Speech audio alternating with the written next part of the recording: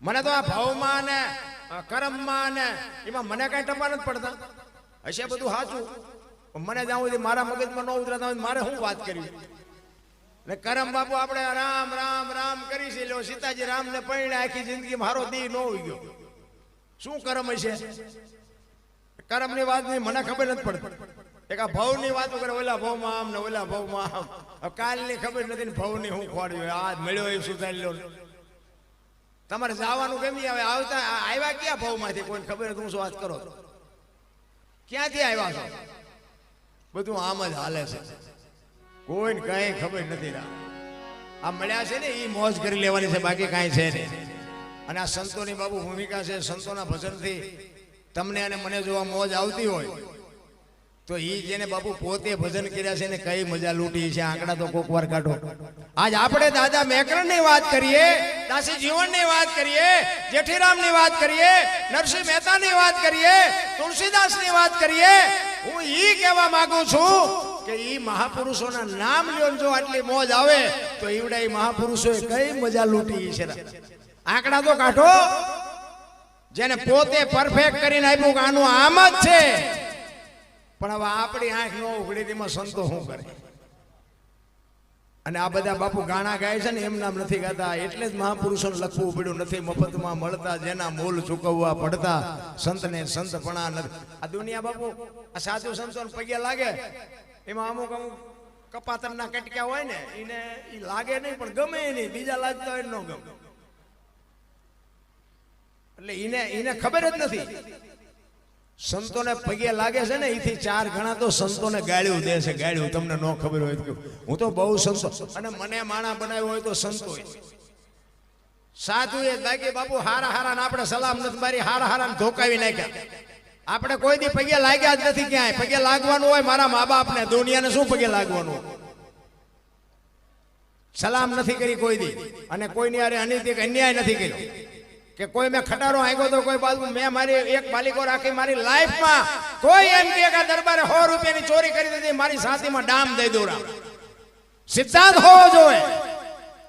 પણ હું તોફાની હતો ને, તોફાનમાંથી બારો કાઢીને મને આ જો આ લાઈન ઉપર આપવા મેળવી હોય તો એ કૃપા સંતોની છે. એ સંતોએ મારી આંગળી પકડીને મને આ દુનિયામાં બાપુ માણા બનાવ્યો.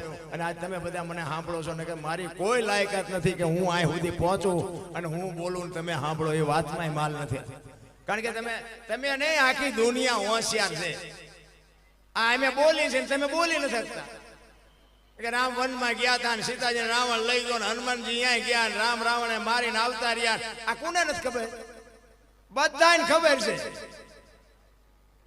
પણ તમે બોલી નથી શકતા એટલે અમને બોલાવો.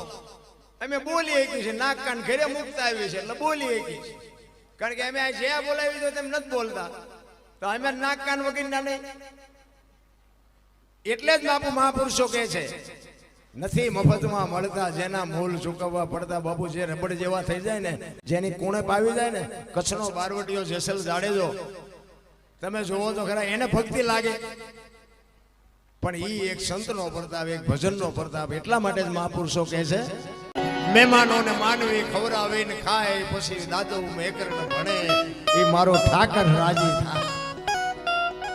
જે ખવડાવીને, જેને ખવડાવ્યું છે ને, ખવડાવીને ખાધું છે ને, એના જ બાપુ દુનિયામાં ઇતિહાસ થયા છે. આપણે તો કોકનું હોય ને આપણે ઉસકાવીને ખાઈ જઈએ છીએ. પછી કે શું નડતું હોય છે? જોરાવો દાણા શું નડતું હોય છે? તમારા ત્યાં કેમ એમ હોય? અમારા ત્યાં એ બહુ હેલ્યું. વાહ, તમે જોવો ને. અને અહીંયા બાપુ વારો નથી આવતો. અહીંયા કે અમે જોર આવ્યો કે કાલને પમદી આવજો જાઓ. બાપુ અહીંયા લેન લાગી. કરોડપતિના દીકરા દાણા જોર આવે. બોલો કોને કેવું આમાં? તમને ન ખબર હોય તમે શું કર્યું છે, તમને ન ખબર હોય.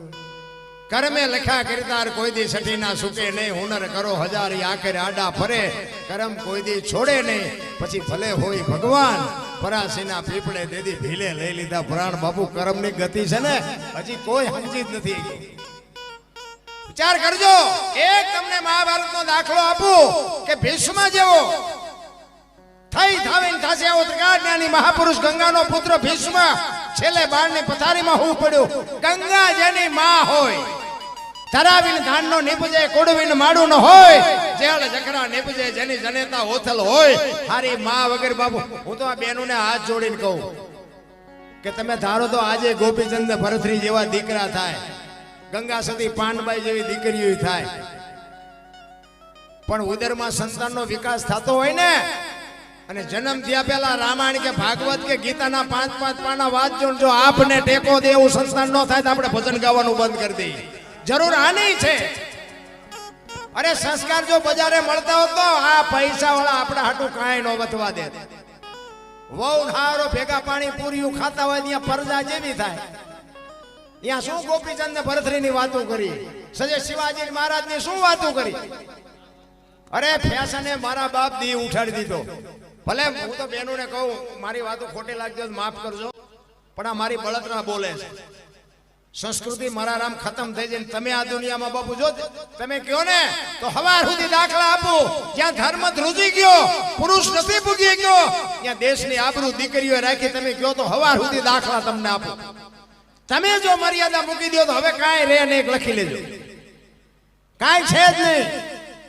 માં છે એ તો માં છે બાપુ, ટોચનું પદ છે. કોઈને જો અભિમાન હોય તો કાઢી નાખજો. માં એક માં છે ને, એક બાપુ લોહીનું દૂધ કરીને તમને મને પૈડ ઉછેરે, 9 મહિના ઉદરમાં રાખે. અરે માં જીવતી હોય હાજે બેહી અને એની પાસે પૂછજો કે માં મારો જન્મ થયો તેથી તને વેદના શું હતી, કોક દી પૂછજો તો તમને ખબર પડે માં તું શું છો. અરે મારા બાપ રોટલા નથી દેતા ને પછી દાણા જોવરાવે.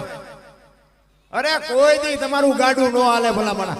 માન બાપના કાળિયા ઠારો જિંદગીના જો ચકડા ફેરવી નો નાખે તો મા બાપના આશીર્વાદ ને કોઈ માને નહીં ભલામણા. માન બાપ જેવા ભગવાન છે ને દુનિયામાં ક્યાંય છે નહીં. માન બાપ છે ને ઈ જ બાપુ આપણો મેઇન મુદ્દો છે. આ બે નો હોત ને તો આપણે નો હો વાતની એક જ વાત.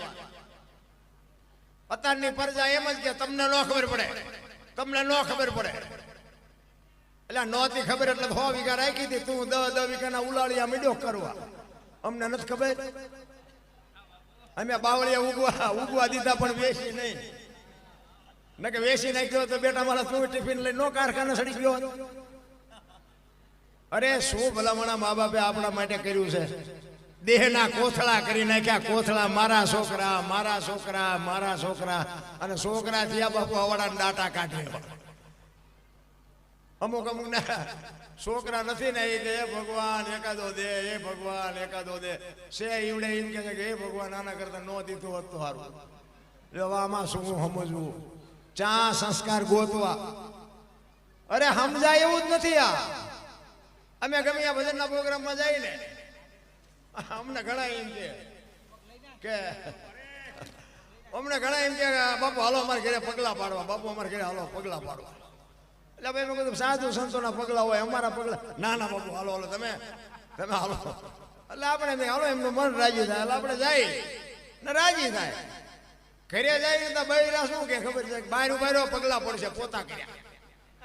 હવે અહીંયા પગલા પાડવા મતે છે, ઘરે હાથે કરીને પાડી તો પાડવા નથી દેતા. હવે આ શું કા આમાં બધું ગોટે ચડે એવું. પણ કહેવાનો મારો મિનિંગ જે છે ને એને સ્વીકારી લ્યો. આપણું બૈરું કદાચ થોડુંક મોડું હોય, કસડ બસડ હોય ને એને પાલવી લેવાનું, કારણ કે મેળ જ માંડ પડ્યો છે. જો ડખા થાય છે પછી એમનામ રહીશું. એટલે હાસવી લેવા. જે પરિસ્થિતિ છે એ પરિસ્થિતિને જાળવી લે. પછી છોકરા કદાચ આડું ટેડું બોલતા હોય ને તો આપણે ઈશ્વરને કહેવાય મારો સમય એવો હોય છે, મારા નાતવાને સદબુદ્ધિ આપ. બાકી એક તુકારો દે ને એક ગાળ દે ને એક ધોકો મારે ને એક લાફો મારે બાપુ એનું પરિણામ શું આવે એનું કાંઈ નેઠો નથી. એક જ વાત તમને કહી દઉં, તમે એક બેસી જશો ને, હું તો વહુ ને હાવું ની માથાકૂટ હોય ને તો હું તો હાવું ને કહું તમે હાવું જો હાવું એવું મટી જાવ ને તો વહુ મટી જ જાય. પણ આ તો હાવું ને શું વહુ આવી એટલે 1 ફૂટ જ હાલે, મારી વહુ આમ ને મારી વહુ આમ ને, તો ઓલી વહુ એ મારી પાસે ભલે મારી માં હાડ્યું પાડતી ભલે ચા મને ફાંસી દઈ દેવાની.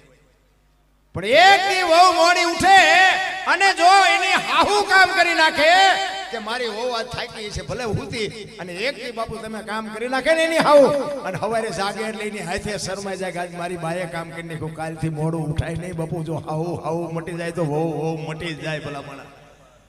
પણ આમાં સાચું તો કોઈ ઈ હાવું ભૂલી જાય વ્યક્તિ હું બહુ થઈને આવી ત્યાં આ તો હાવુનો પટ્ટો મળ્યો ને ત્યાં તો ઠેકડા મળ્યા મારો અરે ભાઈ આ બધું આમ જ હાલે મોજ કરો કાંઈ છે નહીં એટલા માટે કહું એવી બાપુ જનેતા હોય એવી જો માવડી હોય એનો એક મહાભારતનો દાખલો મારે તમને કહેવો છે